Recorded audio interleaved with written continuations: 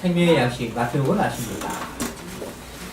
이 말씀은 주님이 가신 기도문에서 잠시 나오고 그러면서 마태복음을 우리가 아는 것이 중요하다 생각해서 들어왔습니다.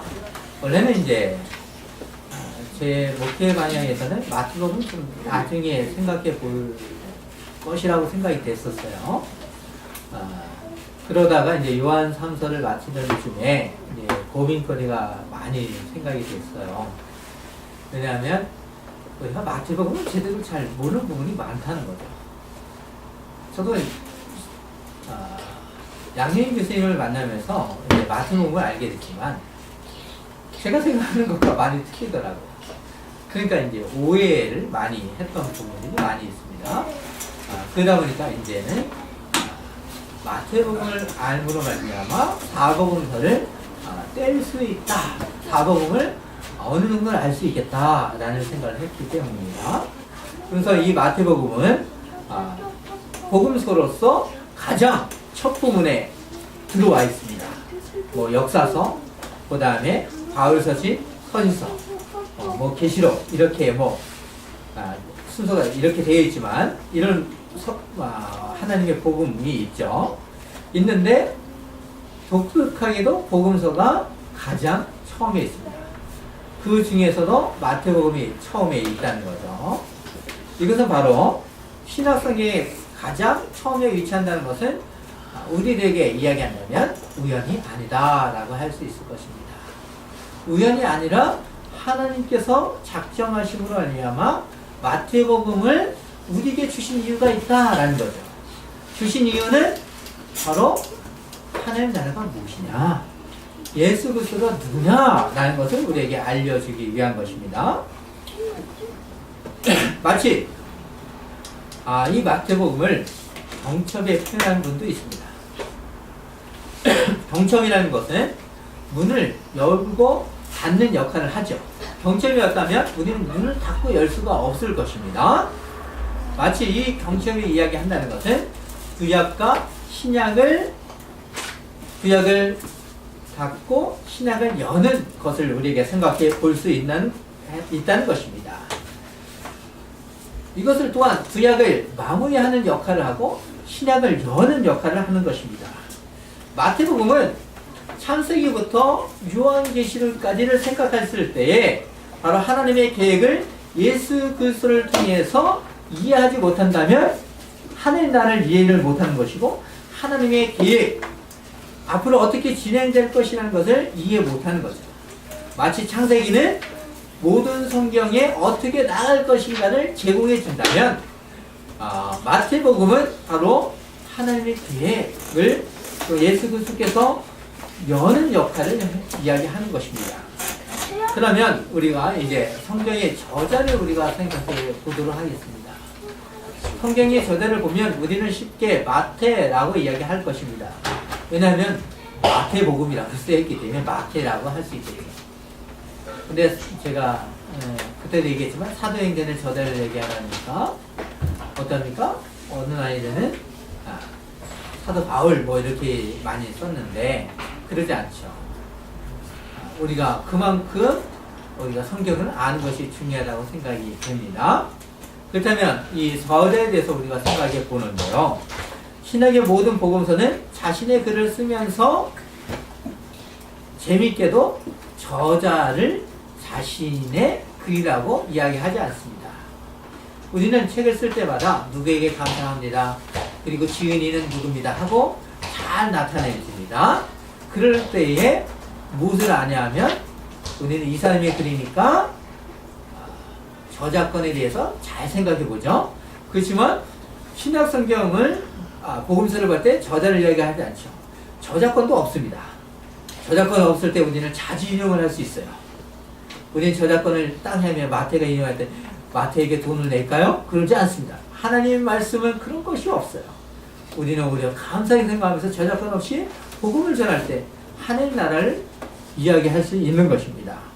왜 그러냐면 당시에 저자를 이야기하지 않았을 때 당시에 글을 읽는 독자들이 이 글은 누가 썼다라는 것을 쉽게 알기 때문에 자신을 이야기할 필요가 없는 거죠.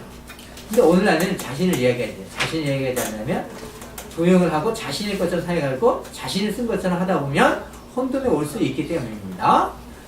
그럴 때 우리는 감사하면서 이 부분을 생각해 봐야 되는데, 그러면서 이제 마태복음은 문체나 사상이나 글을 볼 때, 내용을 볼 때 유대인, 바로 그리스도를 믿는 그리스도인이 썼다는 것을 우리는 생각할 수 있다는 거죠.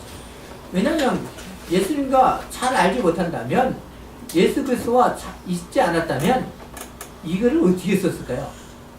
듣고서? 그런데 듣고서도 이 사복음서가 일치할 수 있나요? 그것은 어렵습니다. 그렇지만 우리는 바로 예수 그리스도와 동행했던 12제자 중에 한 분이라는 것을 우리는 생각할 수 있다는 것입니다. 이런 부분이 바로 내적인 부분에 들어가는 것입니다. 이 내적인 부분에서 1장의 조건을 보시면 법적인 정통성이 가지신 분임을 강조하고 있고, 그리고 구약의 인용 부분을 가장 많이 하고 있어요. 어떤 복음서보다 구약의 인용 부분을 60회 정도에 걸쳐서 이야기합니다. 그만큼 구약에 대해서 잘 알았다는 거죠. 그리고 유대의 정통성이 무엇이냐 라는 것을 알 때 또한 족보를 가장 잘 알았다는 것은 바로 유대인이라는 것을 알 수 있다는 것입니다. 그리고 유대의 지리와 간섭을 잘 알고 있다는 것은 바로 유대인이라는 것을 알 수 있다는 거죠. 이것이 바로 내적인 증거라는 것입니다. 그리고 또한 예수님의 행적을 잘 아는 사람이라는 것도 중요할 것입니다. 바로 이런 것을 생각한다면 12제자 중에 하나인 마태라는 것을 우리가 생각해 볼 수 있죠. 근데 이 내적인 증거를 봤을 때 마태라고 이야기하는 것은 좀 어렵죠. 왜냐하면 마태도 있고 또 다른 제자도 있기 때문입니다. 또 다른 제자가 있다는 것은 바로 우리들에게 이야기를 해줄 수 있지만, 그렇지만 외적인 증거를 통해서 우리는 마태라는 것을 알 수 있다는 것입니다. 이것은 바로 내적인 증거와 일치를 하는 것입니다. 초기 기독교 교구들은 마태가 저자라고 누구나 이것을 증거합니다. 증인하죠. 이것에 대해서 어느 누구가 부정을 하지 않습니다. 히라클레스의 감독인 교구였던 파피아스가 이것을 말하는데, 초기 교회 사가인 또한 유세비우스도 바로 한결같이 마태라고 이야기한다는 것입니다. 바로 유세비우스가 기독교인은 결코 이제 아니라고 할 수 있지만, 역사가이신 유세비우스도 바로 마태라고 증거를 하는 것입니다. 그렇다면 이제 우리가 마태가 누군지를 생각해 볼 수 있을 것입니다. 마가복음과 누가복음은 레위라는 이름을 써서 이제 기록을 하죠. 바로 이 마태를 가리켜 레위라고 얘기합니다. 우리가 마태복음을 아시지만 바로 마태는 레위, 바로 인으로서 어땠습니까? 세리라는 직업을 가지고 있었습니다. 마태복음은 세리 마태로 이야기하는데 서로 다른 것이 아니라 당시에 한 사람이 여러 이름을 가지고 있었다는 것입니다. 그래서 성경에서는 사울과 바울 그렇게 얘기하고, 그 다음에 시몬과 베드로가 이렇게 얘기합니다. 이것이 대표적인 여러 이름을 가졌다는 것을 볼 수 있죠. 그래서 우리도 과거에도 그러지 않습니까? 이름이 있는 반면에 가정에서 쓰는 별명, 또 동네에서 쓰는 별명도 있었습니다. 저도 옛날에 제 이름이 있었지만 전은덕이라고 얘기했지만, 동네의 친구나 그 다음에 형들은 저에게 뭐라고 했냐면 별명을 왕눈이라고 했습니다. 처음 보는 순간에 눈이 크더라. 그래서 왕눈이. 왜일까요? 개구리 소년 빠빠바. 뭔지 알죠? 그 속에 개구리 왕눈이가 있었거든요. 그래서 때마치 왕눈이다 라고 했어요. 이렇게 이제 여러 이름을 쓸 수 있는 것입니다. 교회사가요, 역사가인 유세비우스는 마태는 유대인들에게 복음을 전하다가 다른 지역을 떠나면서 마태가 없는 동안에 공백을 채우기 위해서 견고하게 하기 위해서 마태복음을 기록했다고 이야기합니다. 유대에서 이제 박해가 심해짐으로 말미암아 많은 제자들이 이제 떠나잖아요. 사도 바울, 사도가 아닌 베드로도 유대 지역에서 떠나서 복음을 전했던 것처럼 우리도 이런 부분을 생각해 볼 수 있습니다. 그러면서 자기가 복음을 전했던 유대인들에게 하나님의 아들 예수 그리스도가 누군지를 전해 주기 위해서 기록한 것이라고 얘기합니다. 이 부분을 생각한다면 마태복음이라는 것은 마태가 더욱더 확실해지는 것을 우리가 생각해 볼 수 있습니다. 그렇다면 이제 마가복음의 기록 연대를 우리가 생각해 볼 수 있습니다. 그렇지만 이 마가복음을 생각할 때 기록 연대가 불일치합니다. 많은 사람들이 64년에서 65년 뭐 이렇게 얘기하지만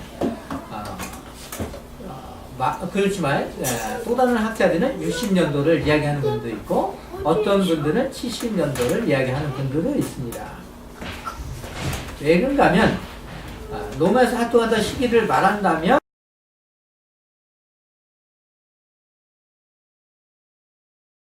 가 베드로와 바울이 로마 지역에서 이제 활동하는 것을 생각하면 베드로가 60년 초반에 활동을 했거든요. 그리고 순교했다는 것을 아마도 64년에서 65년도를 생각해 본다면 이 부분에서 쓰지 않았을까? 왜냐하면 일반인들에게 나가서 복음을 흩어져서 전했던 시점을 생각한다면 이때쯤 60년 초가 될 수도 있고 또한 예루살렘 성전이 멸망한 것을 바라보고 생각한다면 아마 70년대까지도 생각할 수 있다는 것입니다.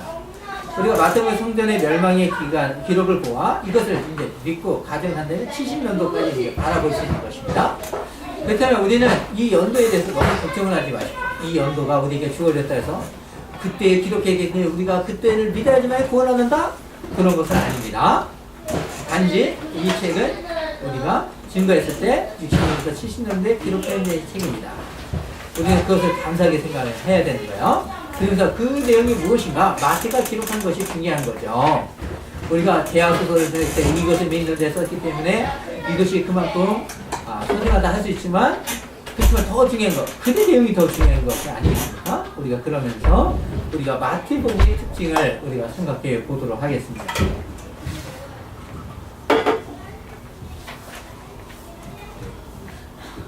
마태복음의 특징은 여러 가지가 있는데 구약에서 메시아, 즉 오실 분을 다시 오실 분에 대해서 메시아 그분을 가지고 다윗의 후손 예수 그리스도라고 우리가 강조를 합니다. 그래서 마태복음은 다윗의 자손이라고 자주 등장을 합니다. 그래서 많은 부분에서 다윗의 자손이라고 얘기합니다. 다윗의 자손이여 나를 불쌍히 여기소서 계속 이야기하는 것이 이유가 있습니다. 유대인들이 생각하는 바로 메시아는 다윗의 자손으로부터 태어날 것을 생각을 하고 있었다는 것을 알기 때문에 마태는 바로 그 부분을 가리켜서 얘기하는 거죠. 예수 그리스도가 누구신지를 이야기하기 위해서입니다. 그래서 조건을 보시면 철저히 다윗의 중심의 조건이라는 것을 우리가 생각할 수 있습니다. 이 다윗의 조건을 생각함으로 말미암아 누가 오셨느냐? 예수 그리스도를 드러내는 것이죠. 그러면서 두 번째는 다른 복음서와 달리 구약을 가장 많이 인용하고 있다는 것입니다. 이것은 마태복음이 유대적인 배경을 하고 있는 것입니다. 특별히 구약을 인용하는 이유는 이미 예수님이 오심을 성취하기 위한 것을 이야기하는 것입니다. 바로 구약의 모든 것을 이제 다듬으로 말미암아 새롭게 여누시는데 그래서 구약의 모든 것을 성취했다는 것을 이야기하기 위한 것입니다. 그래서 마태복음 2장 17절에 이렇게 얘기합니다. 이는 선지자를 통하여 하신 말씀을 이르러 하심이라 라고 얘기합니다. 그것은 뭘까요? 선지자를 통하여 한다는 것은 구약에 있는 성경의 전체적인 내용을 이야기하는 것입니다. 그것을 이루게 하기 위한 것으로 하기 위한 것인데 바로 여기서 보면 동정녀 탄생의 사건이 있죠. 이것은 이사야에 있는 말씀을 이루신 거죠. 그리고 이스라엘에서 나오는 사건은 호세아 사건을 예언한 것을 이루신 거고 헤롯의 유학 학살도 그러하고요. 나사렛에서 성장한 내용도 갈릴리에서 사역 그리고 사람들을 고치신 하나님의 택하신 종 비유로 말씀하신 그리고 예루살렘의 입성 그리고 가던 유다에게 배상과 배신과 자살, 이 모든 것이 바로 구약에 말씀하는 것을 이루기 위한 것으로 이야기하는 거죠. 이미 성취된 사건이다 라는 것입니다. 왜냐하면 예수 그리스도를 모르는 사람들은 아직 메시아가 오지 않았다 라고 이야기할 수 있는 거죠. 이럴 때 마태가 이것을 기록함으로 하면 널리 읽혀질 수 있는 거죠. 그럴 때에 알 수 있는 거죠. 우리는 말로 듣는 것보다 어느 때는 글을 통하여 더욱더 우리가 알 수 있는 것입니다. 바로 이런 것은 마태는 구약의 이런 것들을 활용하여 활용한 목적이 예수님의 생애를 구약 예언의 성취로 드러내는 것을 보여주고 있음으로 말미암아 우리가 아는 것입니다. 구약의 이런 것 그 당시 교회가 고백하여 하는 신앙이 과거 구약의 신앙 고백과 다른 것이 아니라 또한 배반하는 것이 아니라 유대인들에게 하나님을 믿어야 되는데 하늘에 있는 분이라고 표현했을 때 예수 그리스도를 믿는다면 배반하는 것이 아니라 같은 바로 분이다 라는 것을 얘기하는 겁니다. 그 연속성을 구약에서 가졌던 메시아 사상의 연속성, 이미 성취된 분이 바로 예수 그리스도다 라는 것을 그 완성에 대해서 입증하는 것입니다. 이것이 바로 마태복음에서 이야기하고자 하는 거예요. 근데 우리는 이런 생각을 가지고 글을 읽어나갑니까? 어떠합니까? 우리는 묻지도 따지도 않고 그냥 읽어나가요. 그리고 이해하지 못할 때가 너무나 많이 있습니다. 그렇기 때문에 우리가 생명의 양식이 되시는 마태복음에 우리가 서론 부분을 좀 길지만 우리가 생각해 보도록 할 것입니다. 세 번째를 보시면 마태복음에는 5개의 강설이 기록되어 있습니다. 그리고 각 끝에는 늘 이렇게 얘기합니다. 예수께서 이 말씀을 마치시네 라고 되어 있습니다. 이 문구는 예수님의 강설과 구분하는 것으로 사용됩니다. 그 부분에 사용됨으로 말미암아 마태의 의도는 마치 구약의 모세가 이스라엘 백성에게 율법을 알려주었듯이 예수님께서는 새로운 언약 공동체로서 새로운 계명을 주시는 분이므로 이야기하는 것입니다. 그런 이 새로운 계명이라는 것은 무엇이냐면 이 본문에 하겠지만 율법을 온전히 다 이루신 거죠. 그 율법의 완성자를 얘기하는 것입니다. 보시면 5개의 강서를 보시면 산상수훈과 제자 판송과 천국 비유, 제자 공동체, 성경 통계와 종말에 관한 것입니다. 이것이 바로 5개로 이루어짐으로 말미암아 율법에 예수님께서 얘기하는 구약의 모든 것을 설교 형식으로 알려주는 거죠. 이 계명들을 완성시켰다는 것을 우리에게 얘기하는 거죠. 얼마나 감사합니까? 우리는 그런데도 이런 부분을 생각하지 않고 우리는 그냥 복 주시는 분, 상 주시는 분, 내 뜻 안에 내 마음대로 움직이시는 분, 그려지시는 분, 만들어지는 예수, 이렇게 만드죠. 그리함으로 말미암아 세상 사람들은 그분을 가리켜 가짜 예수, 이렇게 생각할 수도 만들고 있다는 것입니다. 오늘 성경에 있는 말씀을 온전히 믿어야 될 것입니다. 우리 스스로 만들어진 예수를 믿지 않도록 해야 될 것입니다. 그럴 때 우리는 온전히 하나님 나라를 이루어 나갈 때 가짜 그리스도인이 들어오는 것이 아니라 진실한 그리스도인이 예배 속에 함께 경배와 찬양과 영광을 올릴 수 있도록 해야 되는 것입니다. 그러면 네 번째를 보도록 하겠습니다. 마태복음은 구약의 율법의 관계를 명확하게 제시합니다 라고 되어 있습니다. 마태복음 5장 17절에 이렇게 얘기합니다. 내가 율법이나 선지자를 폐하려 온 줄로 생각하지 말라. 폐하려 온 것이 아니요 완전하게 하려 하심이라 라고 하십니다.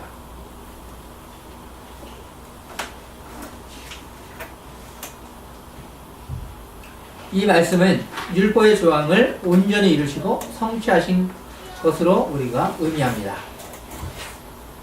다시 말해서 예수님의 구속의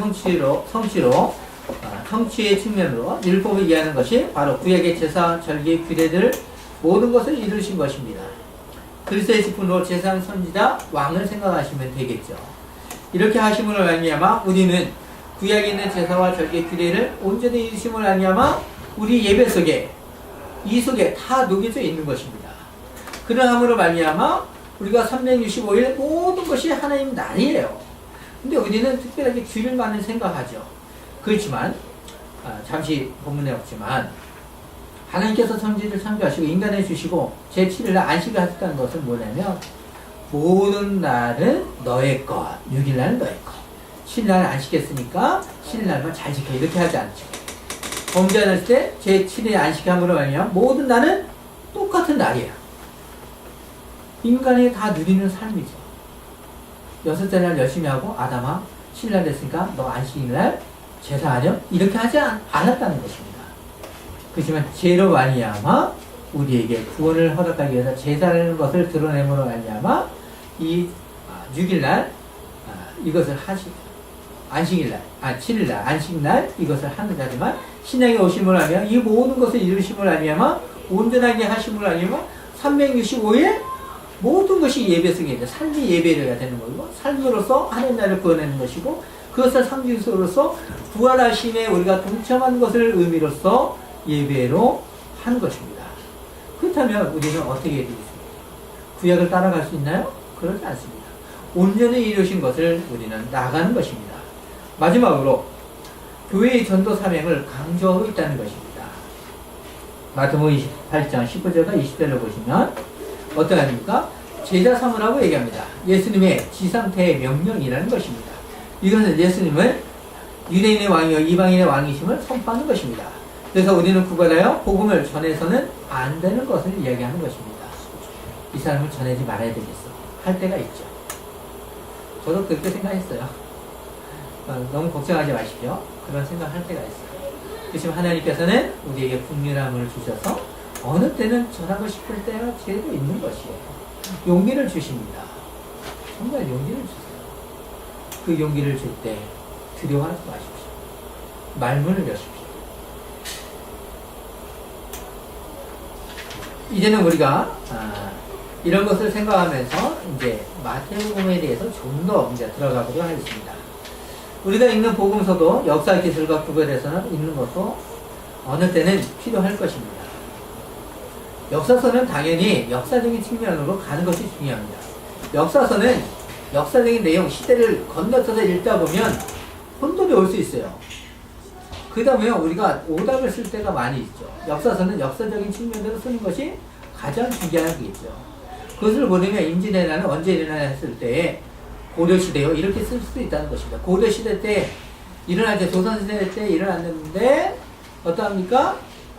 고려시대 때 일어난 것처럼 살짝 집어넣으면 오해할 수 있는 거죠. 역사서는 역사적인 측면을 이겨내겠지만 그렇지만 마태복음을 보면 그러지 않다는 것입니다. 그래서 학자들이 연구의 결론을 보시면 이럽니다. 일반적으로 복음서 독자들은 복음서를 읽을 때 대개 어떤 관심, 단순한 기계적, 연대기적으로 읽으려고 합니다. 사실 이런 것도 필요할 것입니다. 어떤 사건이 연대기도로 어떻게 일어나는지만 보려고 하면 또한 위험할 수 있을 것입니다. 하지만 이런 관심을 가지고 읽을 때 심각한 문제가 발생될 수 있습니다. 기계적인 연대기도를 읽을 때 해결될 수 없고 해결할 수 없는 문제가 또한 발생될 수 있다는 것입니다. 그렇기 때문에 우리가 이 복음서를 읽을 때 좀 힘들지만 우리가 순서적으로 읽는 것도 중요하지만 뜻에서 어떻게 일어나고 구조적인 측면이 무엇이라는 것도 생각해야 되는 것입니다. 그런데도 독자들은 어떠합니까? 실제로 문제를 느끼지 못하고 있을 때가 많다는 것입니다.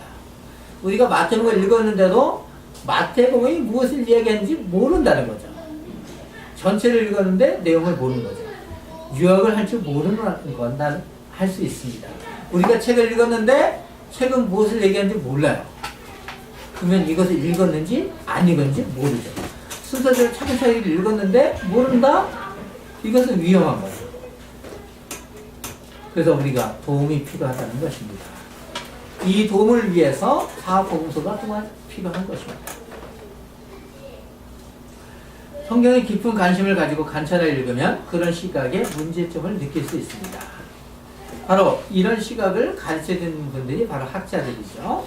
왜 저자는 이런 순서를 전달하고자 하는 마음을 생각하는 것입니다. 이 마태복음에서는 순서를 뛰어넘을 때가 있어요. 순서가 되지 않은, 역사적인 순서로 되지 않을 때가 있어요. 어느 때는 역사 순서를 뛰어넘어서 올 때가 있어요. 왜 그렇게 재배열을 했는지를 우리가 생각해 볼 수 있는 거죠.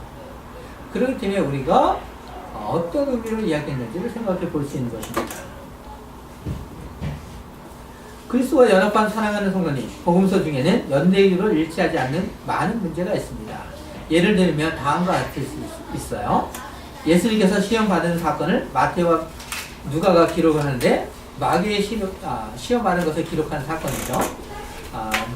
마가복음에서는 세례를 받으신 후에 일이 이루어지는데 마태복음에 보면 마태복음 4장에서 1절에서 11절에 보면 시험 순서를 가르쳐 이렇게 얘기합니다. 첫째는 돌로 떡을 만들라, 둘째는 성전에서 떼어내라, 셋째는 경배하라, 이런 내용입니다. 하지만 누가복음에서 보면 순서가 어떻습니까? 차이가 있죠. 4장에서 보면 예수께서 세례 받으신 후에 시험 받으신 사건을 얘기하는데 동일한 사건이죠. 둘이 있는 것이 아닙니다. 근데 어느 사건에서는 이렇게 순서를 바꿔서 이야기하는데 어떻게 얘기하냐면 첫째는 돌로 떡을 만들라 라고 합니다. 둘째는 경배하라, 셋째는 떼어내라. 마태와 마가복음의 순서가 마태와 누가복음의 순서가 틀립니다. 만약 이 복음서가 기술이 연대기록이라면 둘 중 하나는 틀리다는 거죠. 오류가 있다는 것입니다. 그래서 성경을 읽을 때 질문도 조심해서 해야 될 것입니다. 왜 그러지? 왜 그러지? 왜? 라는 것을 해야 될 것입니다. 둘 중 어느 것이 맞냐고 질문하면 둘 중에 하나는 틀렸다는 전제가 있다는 것입니다. 사랑하는 성도님, 그리스도에는 성경에 오류가 있다고 생각하지 않습니다. 성경에 오류가 없다고 우리는 고백하기 때문입니다. 성도님, 틀린 것을 전제하고 이야기하면 안 되는 것을 이야기하는 것입니다. 기계적인 연대기를 읽는다면 전제가 있다면 둘 중 하나는 틀리다는 것은 당연할 것입니다. 둘 다 틀릴 수도 있지만 둘 다 맞을 수도 있다는 것입니다. 장르의 중요성이 여기서 생기는 것입니다. 순서적으로 되어 있는 것은 믿는 것이 중요하다는 것입니다. 그러나 많은 오류도 가득 있습니다. 사랑하는 성도님, 성경이 오류성이라면 누가 예수님의 말씀을 믿겠습니까? 또한 예수님의 말씀에 누가 순종을 하겠습니까? 복음서가 기계적인 연대기가 아니라는 것을 인정하는 것이 그래서 필요하다는 것입니다. 오랫동안 그렇게 믿고 있었어도 복음서 저자가 밝히는 것이 아닙니다. 누가 밝히냐면 독자가 읽음으로 말미암아 아는 것입니다. 독자가 읽음으로 말미암아 이 문학 장르가 기계적인 것이 아니라는, 기계적인 방식을 따는 것을 우리가 생각해 볼 수 있는 것입니다. 그러면서 연대기 되는 것을 또한 아니라는 것도 우리가 생각해 볼 수 있는 것입니다. 그만큼 성경을 읽는다는 것은 그만큼 어렵다는 것입니다. 그만큼 힘든 거죠. 그렇기 때문에 우리가 마태복음에 있는 것이 결단코 쉬운 것이 아닙니다. 마태복음을 해석하는 데 있어서 우리가 쉽지 않습니다. 그래서 양윤희 교수님이 여러분 마태복음 얼마나 잘 아십니까? 이렇게 질문을 던지더라고요. 첫 시간에. 완전히 그래도 많이 설교했기 때문에 그래도 좀 알죠. 그렇지만 많은 부분들이 많이 오해를 하고 있습니다. 이렇게 얘기하는 거죠. 왜 교수님들 그렇게 다들 얘기할까요? 마태복음은 계속해서 우리들에게 주석책이 계속 나옵니다. 과거로부터 지금의 일까지 계속해서 연구해서 끊임없이 나옵니다. 연구한 경우가 지금 2000년 시대가 되었습니다.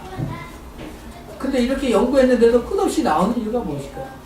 그만큼 어렵다는 거죠.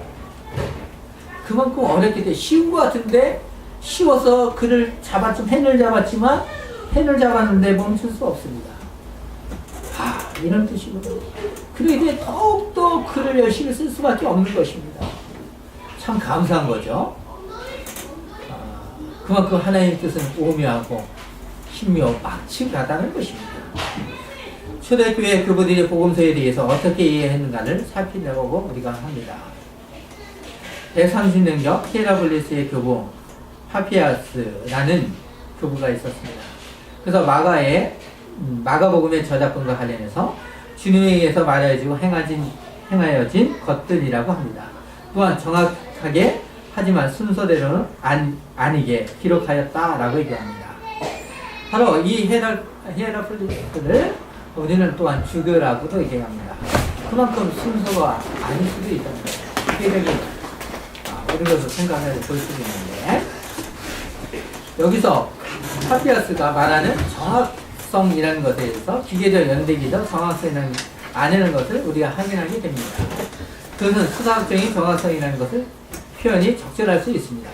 수사학적인 정확성은 우리에게 익숙하지 않을 수 있습니다. 그래서 잠시 예를 들어보면 잘한다 라고 얘기할 때 이 잘한다는 의미 속에 두 가지 의미를 이야기할 수 있습니다. 정말 잘했다는 의미와 그 말 속에 못했다는 의미로 생각해 볼 수 있습니다. 이런 것처럼 두 의미가 있다는 것을 생각해 볼 때 수사학적인 의미 파악이 되지 않을 때 문제가 발생할 수 있다는 것입니다. 너 잘한다 라고 했을 때 계속 그러다 보면 다른 사람이 봤을 때는 저건 잘못된 건데? 이렇게 생각할 수 있다는 거예요. 그렇지만 우리가 이 잘한다는 의미도 어느 것은 정확하게 잘한다 라고 얘기하고 이 부분 이렇지 않느냐 라고 했을 때 그 사람이 바꿔갈 수 있죠. 그렇지만 이것이 바로 성경에서 이야기하는 겁니다. 우리 한글에는 다양한 기술 그리고 의미가 담겨 있습니다. 마가복음 순서대로 아니라도 정확하게 쓰려고 하고 있습니다. 이런 부분에서 또한 생각해 볼 수 있죠. 마가복음 왜 그런가 하면 데오빌러 각하여 내가 들은 바를 내가 여태껏 다닌 바를 기록하는 것은 정확하게 쓰기 위해서 열심히 노력하지만 마태는 기적이에요. 예수 그리스도의 누군가를 이야기하기 위해서는 기계적인 방식을 역사적인 배열이 아닌 다른 방식을 택할 수밖에 없지 않았나 생각이 됩니다. 마태복음을 살필 때 마태복음은 연대기적으로 기술된 책이 아니라는 것입니다. 그렇게 읽으면 복잡해질 수 있다는 것입니다. 그래서 역사서를 우리가 성경이 역사적인 것을 구약의 메시지라고 해서 나온 책도 있습니다. 그것도 괜찮은 책이에요. 이렇게 보는 것도 중요하지만 그렇지만 마태가 보는 방식도 우리가 생각해 볼 수 있다는 것입니다. 마태는 그의 복음에 관한 관점을 자신의 나름대로 자신의 목표로 다양한 방식으로 재배함으로써 우리에게 필요한 은혜를 주고자 하는 것입니다. 마태가 의도한 방향을 갈 수 있어야 되는 것입니다.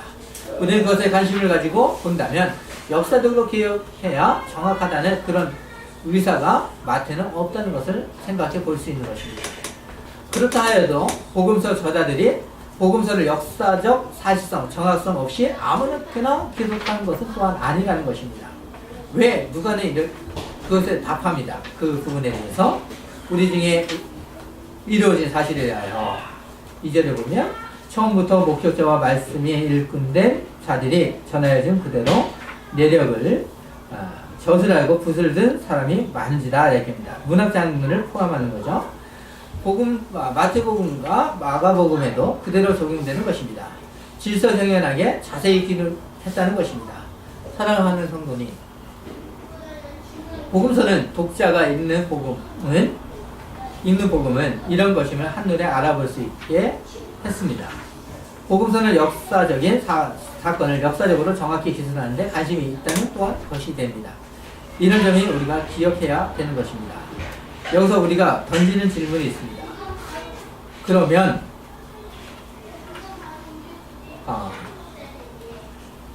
우리에게 한 권이 아니라 왜 4권이라는 것을 우리가 생각해 볼 수 있을 것입니다. 우리가 다음 시간에 이 부분을 좀 더 생각해 볼 것인데요. 잠시 생각해 보면 마태복음 이외에 마가복음, 누가복음, 그리고 요한복음이 있습니다. 다른 복음이 왜 필요한가라는 것입니다. 마태복음만 기록하면 되지 왜 힘들게 마가, 누가, 요한이 왜 필요한가라는 것입니다. 근데 우리는 글을 복음서를 읽다 보면 순서가 서로 맞지 않는 것을 느낄 수 있습니다. 이럴 때 우리는 고민스러울 것입니다. 그럴 때 어떤 성경은 거짓이고 어떤 것은 오르트성경으로 인정하지 않는 것입니다. 생각할 것입니다. 그 이유는 4권이라는 복음서가 있기 때문이라는 것입니다. 사랑하는 성도님, 이런 문제가 생길 수 있는 상황에서도 불구하고 우리에게 한 권이 아닌 4권을 주신 것에 우리가 감사해야 될 것입니다. 그것은 예수 그리스도의 복음은 하나이기 때문입니다. 네 권의 복음서를 통하여 다양한 관점들을 한데로 보아 예수 그리스도에 대해서 더욱더 완벽한 모습으로 우리들에게 제공하여 주기 때문입니다. 이 완벽한 제공으로 말미암아 내공을 주심을 말미암아 이것은 바로 우리의 한 권처럼 읽혀짐을 말미암아 우리에게 유익이 되기 때문입니다. 다른 여러에게는 마치 멜로디라고 할 수 있습니다. 사부 음성을 들었을 때 우리는 그것을 구별할 줄 압니다.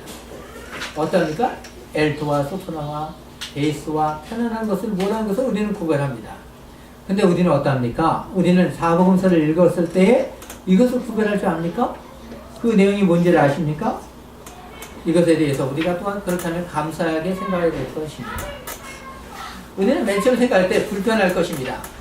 그렇지만 네 권의 독특성을 알았을 때 네 권이 주어진 진수에 대해서 그것에 대해서 알 것입니다. 우리가 마치 요리를 여러 가지 음식이 있을 때 그 맛의 의미를 알 것입니다. 중국집에 가보시면 네 종류의 음식을 생각해 볼 수 있습니다. 제가 좋아하는 짜장이 있고 그 다음에 좋아하는 짬뽕도 있습니다. 울면도 있습니다. 우동이 있습니다. 그 중에 저는 짜장과 짬뽕이 좋습니다. 울면과 우동은 그다지 잘 먹지 않습니다. 우리는 어떤 맛을 잘 알기 때문에 그것을 선택할 줄 안다는 것입니다. 그것은 그 맛을 알기 때문에 골라 먹는 재미가 있습니다. 근데 우리는 어떠합니까? 어느 아이들을 생각했을 때 짬뽕과 짜장면 맛을 구별하지 못하는 사람들이 있습니까? 이거 구별 못하면 참으로 안타까운 거죠. 우리는 사복음서를 읽었을 때 구별할 줄 알아야 되는 것입니다. 그리스도는 구원받는 사람이라고 하면서 마태복음과 누가복음의 맛을 차이를 느끼지 못한다면 우리가 짬뽕 맛이 무엇인지 물면 맛이 무엇인지 짜장 맛이 무엇인지를 모르는 것이 될 수 있다는 것입니다. 성도님, 육의 양식을 더 중요히 여기십니까? 영의 양식을 더 중요하게 여기십니까? 영의 양식이 더 중요하다고 예수 그리스도는 분명히 얘기하십니다. 마태복음 4장 4절에 예수께서 대답하여 이르시되 기록되었으되 사람이 떡으로만 살 것이 아니요 하나님 입으로부터 나오는 모든 말씀으로 살 것이라 하셨느니라 라고 되어 있습니다. 우리는 생명의 양식을 사랑하십시오. 하나님의 말씀을 사랑해야 됩니다. 그 맛을 알아야 됩니다. 그렇기 때문에 우리는 이제 다음 시간에 네 번이 왜 주어진다를 생각하면서 계속해서 서론 부분을 좀 생각해 보도록 하겠습니다. 그리함으로 말미암아 우리가 마태복음을 읽어가는데 유익이 되기 원합니다. 여러분에게 오늘 마태복음 서론을 통해서 필요한 은혜가 여러분에게 주어진 것을 믿으며 우리가 감사의 기도로 나아가도록 하겠습니다.